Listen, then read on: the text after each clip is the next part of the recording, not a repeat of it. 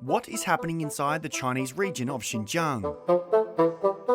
Well, it depends on who you ask and what you watch. According to Chinese state media, life in the region is peaceful, prosperous, idyllic, and it's wall-to-wall coverage. In just over a week, China's state-run English-language broadcaster CGTN has posted almost 100 stories on its website related to Xinjiang. Human rights groups have for years been documenting widespread arbitrary detention, torture, and forced labour involving the region's ethnic minorities. But watching this media blitz, you could very easily think otherwise.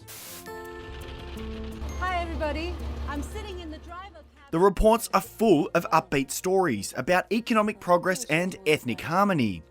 Here, one of CGTN's most recognisable presenters, Liu Xin, asks residents of Xinjiang's largest city to rate their lives out of 10. 9分吧。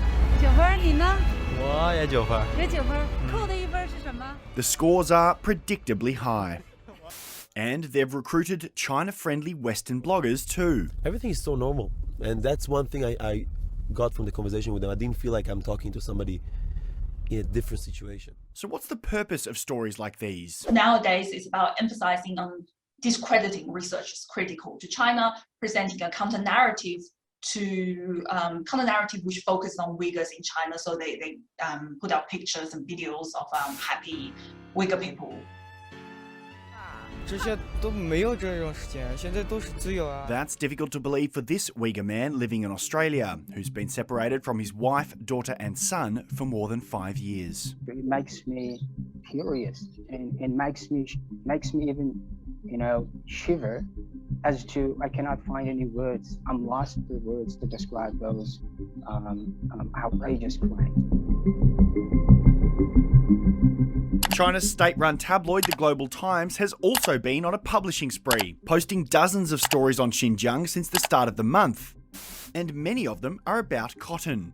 Xinjiang provides 85% of China's cotton and about 20% of the whole world's. But concerns over forced labour have prompted some Western retailers to reconsider their use of the region's cotton. That sparked a government-led boycott of some brands. And Chinese netizens are also taking matters into their own hands. Nothing like burning your own Nike shoes to show support for Xinjiang cotton. Some of the offending brands have even been blurred out on Chinese television. And if that seems like overkill, here's a comparison made by the Chinese Foreign Ministry last month. 这是当时在美国黑奴被强迫在棉花地里采摘的照片。这是我在网上可以看到的，请同事帮我打出来的中国新疆的棉花田里的情景。 Make of that what you will. Meanwhile, Swedish clothing giant H&M, which has borne the brunt of the boycott campaign, had its stores removed from several Chinese map services.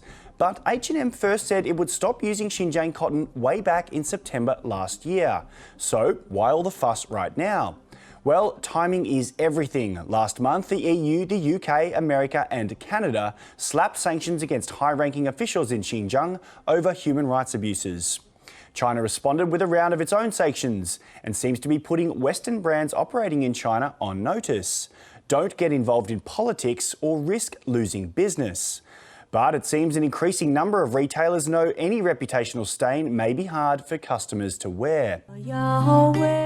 And while we're at it, take a look at this. This state-backed Sound of Music-style musical was released in Chinese theatres last month. The Wings of Songs is another sleek portrayal of life in Xinjiang as peaceful and harmonious. This type of propaganda on Xinjiang is not new, but the effort appears to be in overdrive, and it's led to a new round of personal attacks against China's Xinjiang critics. I have been enduring the smear campaign for a month. The Chinese state has called me a female demon. Journalist Vicky Xu has been among the most targeted. I was lynched in the Chinese media, along with a lot of my peers who study Xinjiang. The Global Times this week published a bizarre hit piece against her, where she's described as bewitched.